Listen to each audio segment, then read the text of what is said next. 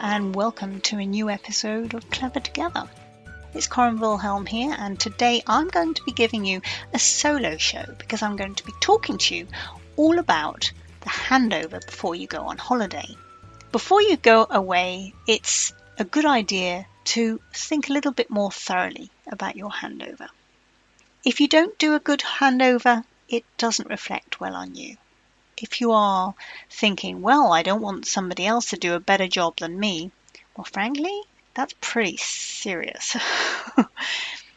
If you want to show a sign of being a great leader, then your handover is the perfect opportunity to do just that. Now, the reason why I'm so passionate about handovers is one of my first work experiences was working for a company in Munich. And when I got there, I was only young, I was about 28 at the time, and I'd been there about a week, and he said to me, have you got my tickets? And I said, no, where are you going? And he said, oh, did they not tell you when you arrived? And I was working for a temping agency at the time. And I said, what? And he said, well, you're here to cover me while I'm on holiday. And I said, but I've only been here a week. I don't know what I'm doing. He says, oh, don't worry. I've got a very, very lean handover. And there are other people here in the office. I'll tell you exactly what to do, who to ask and everything. It'll be fine. And I said, are you sure? And he said, yep, I do this every year. And I thought, well, I better get my act together here. Anyway, he left me the most comprehensive handover notes you have ever seen in your life. I knew exactly who to contact. I knew everybody's numbers. I knew where each person was, which office, what times were the best time to contact them, what the name of their assistant was. Everything was in this thing. It was a long handover package. It was more of a package, actually. But everything was there. And he went away for 3 weeks, and he came back, and I'd managed to get things signed off. Nothing had got dropped. Everything had got done. And it wasn't because I was brilliant. It was because his handover was excellent. So I'm going to talk you through step by step how he managed to pull this off. So, well, the first thing he did was he sent a heads up email 2 or 3 weeks before he was leaving, before I even arrived. He'd already sent out a message saying that he would be on holiday at such and such a date. And if there was anything that he needed to know about or take care of before then, just to let him know in plenty of time. Easy. Okay, so immediately the firing line was eliminated. The majority of people just waited and got back to him after his holiday. So it can be something simple like advance notice, I'll be out of the office from Tuesday the 4th of July till Friday the 8th of August. He used to put it in a different colour.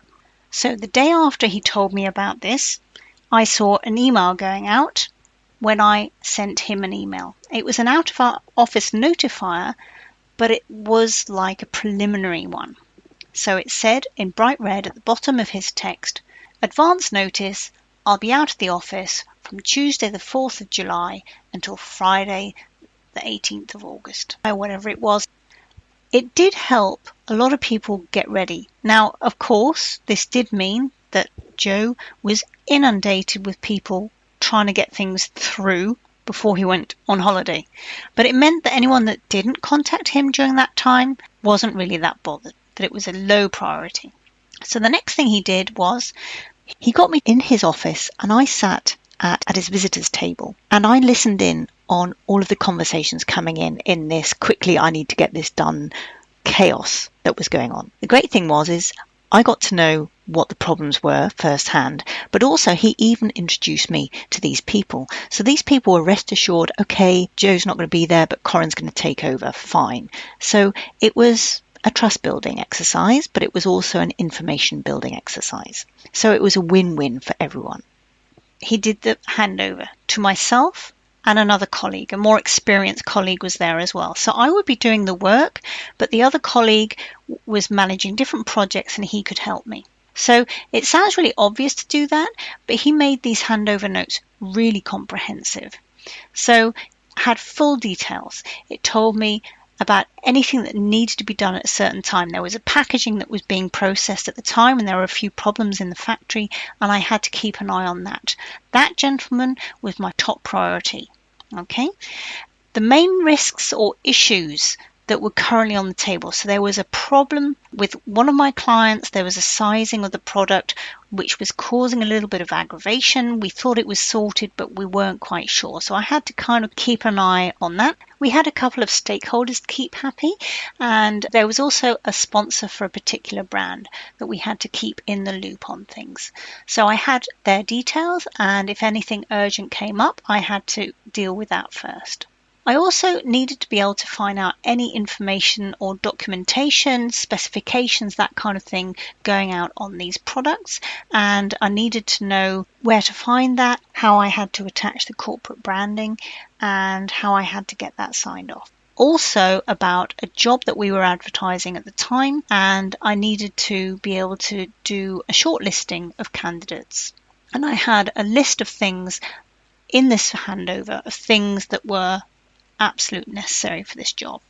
Major decisions that were due to be made at that time I couldn't make myself, but I had to make sure that they were made. So I had to go to the partner that came into this meeting with me and had to make sure that that was signed off. I was told very explicitly not to wait around, to be very insistent, and the partner said that I could be as persistent as I like to on that particular project. So as you can see, I had everything I needed to handle this 3 weeks. It was just 3 weeks, but for a complete newbie to the organisation, this was quite nerve-wracking, I can tell you. Long before he went, he made sure that our team was all up to date. He delegated everything while he was away, and he had lists of everything that we needed, and he had a very organised desk. So in the meeting then, I made notes as we went through on his notes, and I had plenty of time to ask him questions. He didn't just come to the meeting then drift off on holiday. He deliberately did it around 10 o'clock in the morning, so I had time to read his notes, come back to him with any questions. And he wasn't going until the next day. And this helped me really prepare for this next 3 weeks. He told me very clearly what his priorities were in terms of projects, but also in terms of personalities. and that way I knew who and what to focus on. So before he went, 2 or 3 days before, between telling me that he was going and the handover meeting, he went into his manager and contacted the project sponsor and the stakeholders and just reminded them that he would be going away and is there anything that he needed to take care of before he left. He told his clients and any of the other stakeholders, so we had a few suppliers that we were depending on and things like that, and they were all up to speed as well. So they knew exactly who to contact if there was a problem, when Joe would be back, and what I could deal with and what I couldn't. The email that he used with clients was really simple and really short. He just said, hello, I thought I'd remind you that I'm out of the office from date A to date B, and I can assure you that I've handed off the important topics to Corinne Wilhelm, or Corinne Schumann I was at the time, who is available to help you during this time. You can reach her on contact details, and if you need to get in touch while I'm away. If it's not urgent, feel free to email. I'll respond to you to your message on my return. Although I wasn't the first to have seen this fantastic handover package, he did make it seem very personal. And he did give me a last minute update before he left, of course. He sent out an out-of-office autoresponder and tested it on me just to make sure it was working fine. And then he was out of the office. So he had an autoresponder on. He didn't make himself particularly available. This one time a year, he really did want to be completely gone. He really wanted to unwind and have time with his family, and that's why he went to such great efforts to do this handover. Just before he went, he updated his voicemail message, and I obviously had access to his voicemail. I could then help him tie up any loose ends, and he left anything that wasn't completely done in my hands. I was going to be leaving Munich 3 days after he got back. So we had a handover meeting literally the day he arrived. He already had the meeting room planned and a time when myself and the partner that joined us for that meeting was there. he went on holiday and I was really nervous about doing this, but it worked fine. He thought about every eventuality. I had a full list of contacts. The partner he'd chosen to shadow me was great. And he got so much done before he went that there wasn't really a lot to do. In the end, it worked out really well, and I became a lot more confident in taking over responsibility. So if you're planning a holiday and you want to really go away and enjoy that holiday, then I recommend you to take a page out of Joe's book. Before I tell you what the inspiration was for Joe to go to such extremes with his handover system, I'd like to share with you something that's coming up at Bite-Sized English. I'm in the process of setting up an audio course. It's an audio course for people who are very happy listening to English, quite happy writing it, but when it comes to speaking, they get in a bit of a pickle. So if you would be interested, I will put the link to that in the show notes. And if you go to my website, you will get a pop-up immediately that tells you more. Before he left, I did ask him why it was that he had such an amazing handover system. And he said to me that actually one year he had gone on holiday and his handover wasn't that great. And it ended up being a really terrible holiday, not just because he was procrastinating about work the whole time, because he kind of knew he hadn't done a good handover, with a lot of phone calls and emails. It was very disruptive. But his partner was also pretty fed up with him, so he ended up getting it from both angles. So if this is a good incentive for you to work on your handover, then allow yourself some extra time and think carefully about what could go wrong, what the priorities are, who the right people are for your handover candidate to know, and make sure that you bring them up to speed in plenty of time and give them time to ask questions and to try things out for themselves.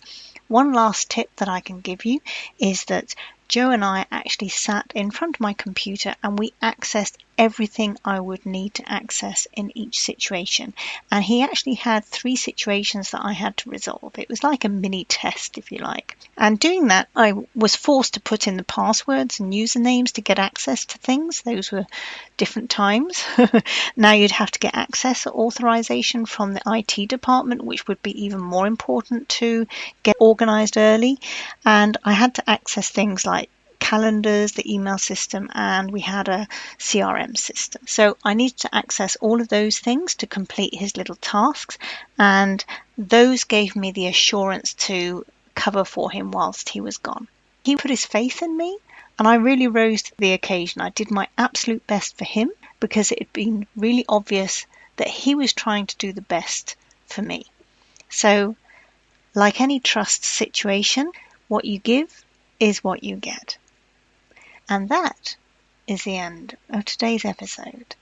I hope this has given you some inspiration today, and I look forward to seeing you next Thursday for the Clever Together podcast. And remember, be the very best communicator that you can be. It's Corinne Wilhelm from the Clever Together podcast, brought to you by Bite-Sized English. Goodbye. If you are interested in the audio course that I mentioned earlier, the website is www.bitesizedenglish. That's spelled BYTESIZEDENGLISH.com.